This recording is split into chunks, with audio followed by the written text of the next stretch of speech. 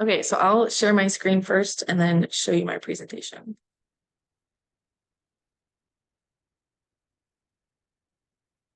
Hopefully you can see that. So this is my generativity presentation. So what is generativity? Well, my meaning, like what I kind of thought it would be is it's a way for like the older generation to help the future generation and help them make like good decisions, kind of mentor them or help them make good choices in the world, like positive things. Examples of it were mentoring, parenting, teaching, and then just being present in your community. So I know a lot of people probably don't think parenting is one, but it's a way to help. I think even being in like daycare services or just volunteering anywhere and just having a good impact on the younger generation is what generativity is. The theorists that I kind of liked or gravitated a little bit more to in their like ideas. So I really liked Erickson. I know he focused on generativity, and then his main thing was he was the one that kind of really started it. He was the one that had the theory for it. He was saying that it's for people to be good and then want the younger generation to have a good future and make sure that they are like taking care of themselves, taking care of the world, the community, just basically caring for others and then not being selfish. And then McAdams, he was looking at the narrative identity theory. So it's how people shape their life around their experiences. So it could be their own personal experiences and how they share their life, or it could be experiences that they've seen other people have or what other people would go through.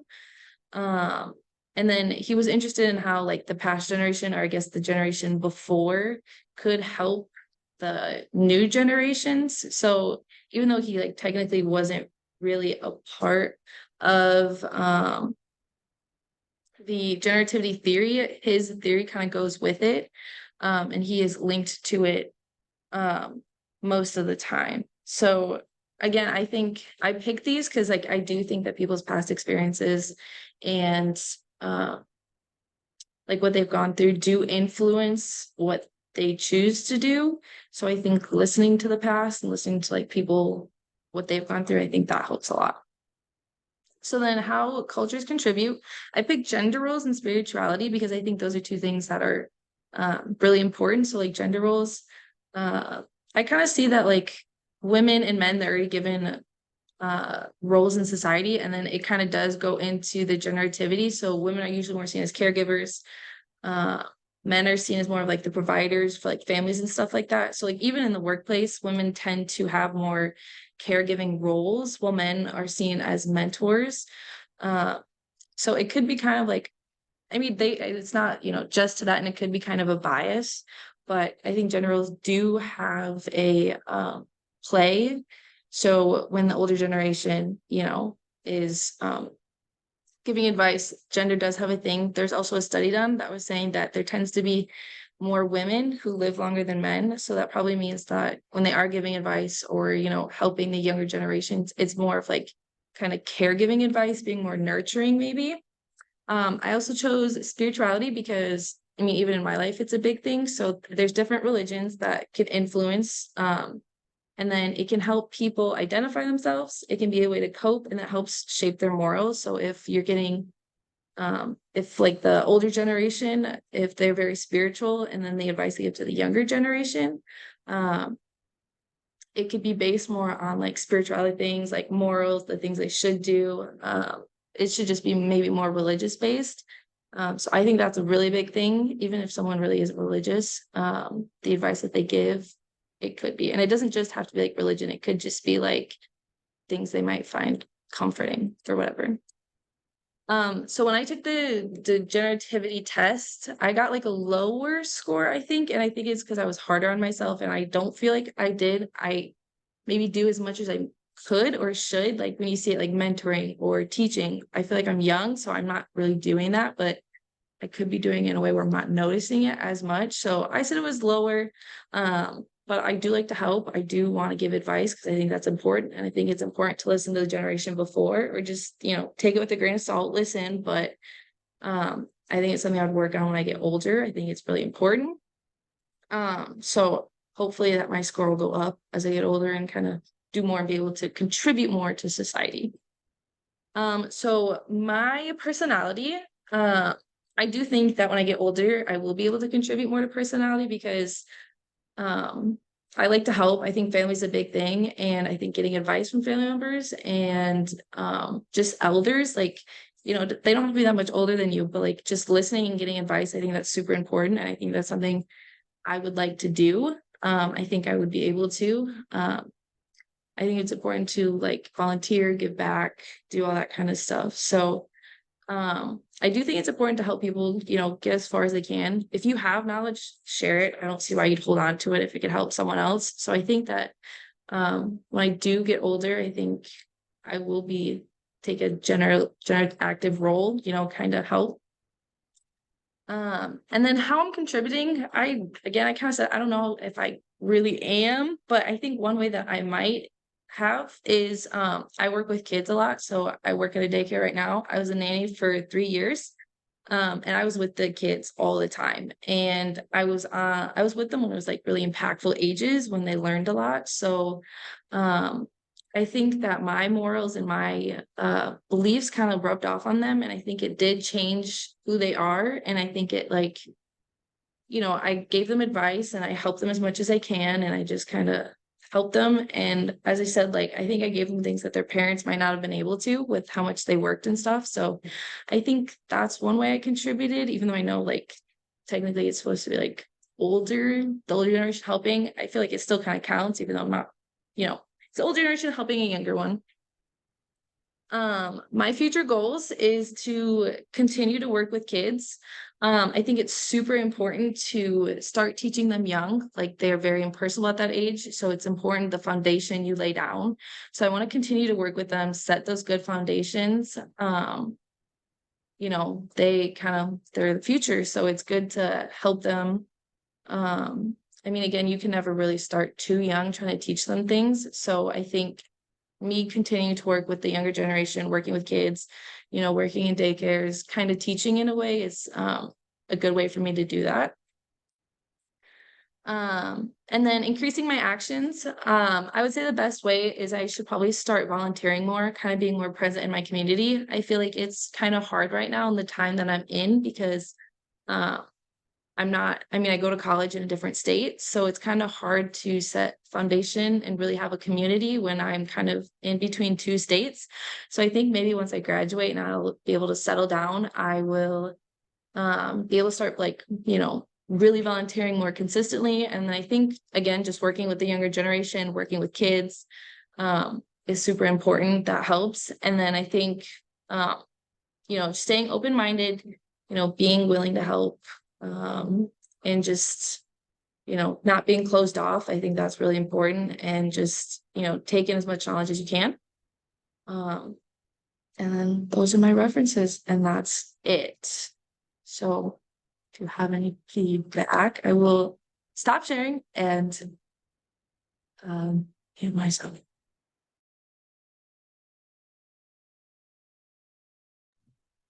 Okay, so for feedback for that, I like how you talked about McAdams and Erickson. I thought that was interesting to get like a different perspective on it because a lot of my research was just about Erickson. And then like I think you were really right about like feeling like kind of like you can't find a community like when you're going out of state, not in college, like out of state for college, and it's just like you're so in between about everything and you're so busy that it's really difficult to like go out of your way and make time for other things, but like being intentional about it is important. And like the working with kids too, like I think that nannying is like a really generative action. And I think that like working with kids and like the future is like really important work. But yeah, overall I think you did really well. Okay, let me share my screen. I think we have to enable it.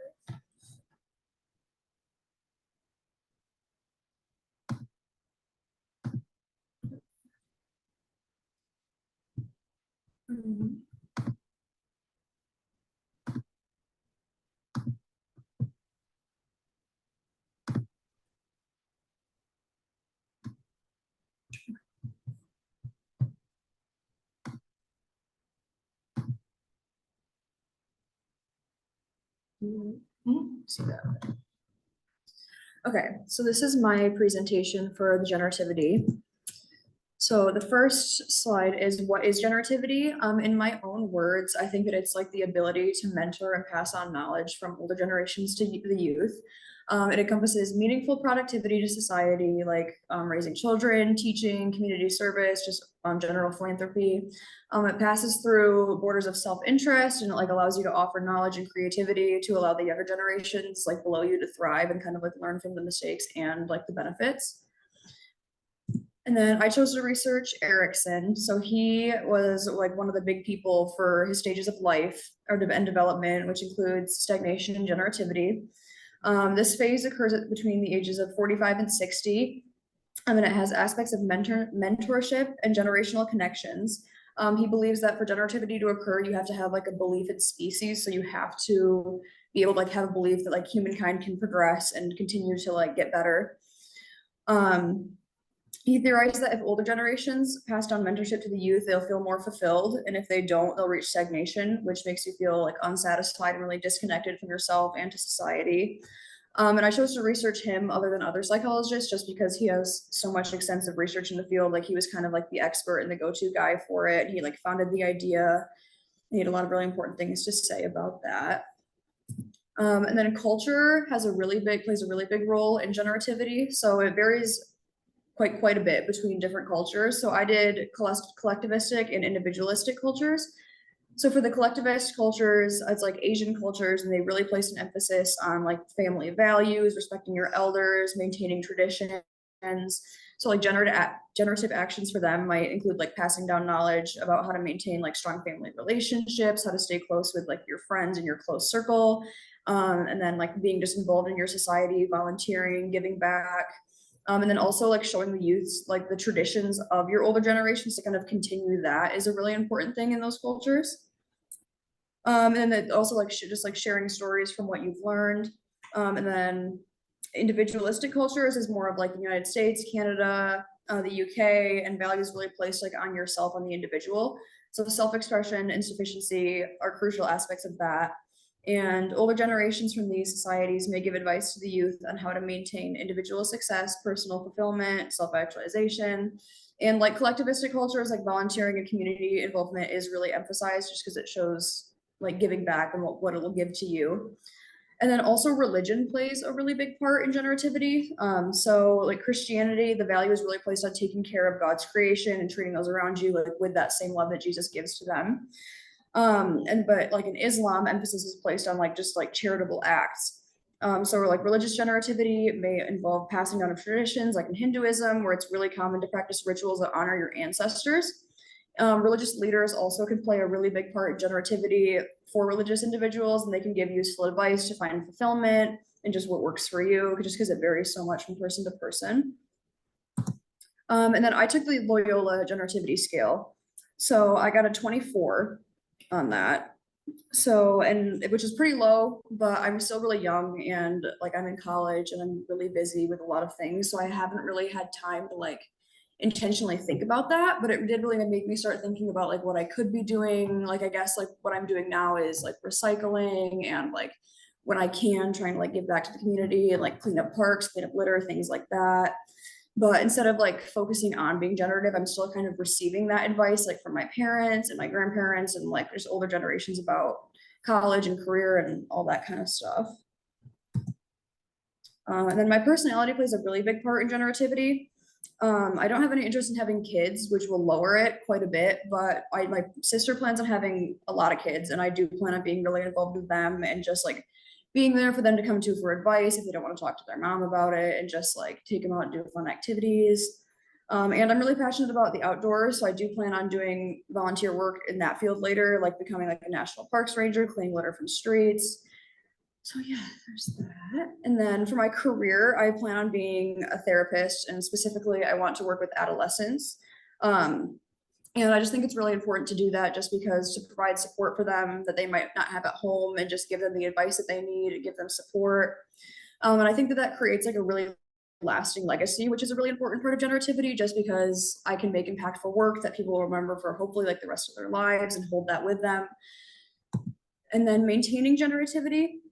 is really important because it's one thing to kind of increase it, but like it doesn't do much if you can't maintain it. So there's a couple ways that you can do that. Keeping a growth mindset is really important just because like continuously learning and developing is like something we'll all go through. So it's important to like keep an open mind to change. Setting goals that align with your personal values will also increase generativity just because you want to be passionate about the things that you're doing for fulfillment, both for you and for the people that are around you. And then providing mentorship, like whether that's your kids, grandkids, just like the youth around you at your church, anything like that, just like providing advice, sitting and talking to them, asking what they're going through and relating to them. And then also like reflecting and evaluating your actions to see like if how much you gave actually like you received that fulfillment back, and kind of to keep a good balance of that. And there's my references. So stop sharing.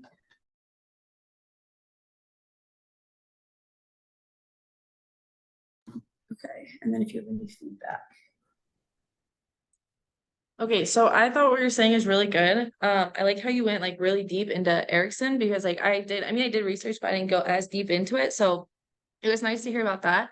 I also thought it was like super interesting that you're talking about how you would want to be like super involved in your sister's kids' lives and how you make an impact that way. I didn't think about it that way. And then also being involved in like just like, making sure like, nature's clean, picking up litter, doing stuff like that. Like that's easy stuff that like I feel like people don't really think about. Like it doesn't take too much out of your day to like pick up a piece of trash and throw it away. And like it can make a big impact because someone else could see it and then like it could just start a whole big thing. So I thought that was super interesting. I thought you did a great job and I liked it.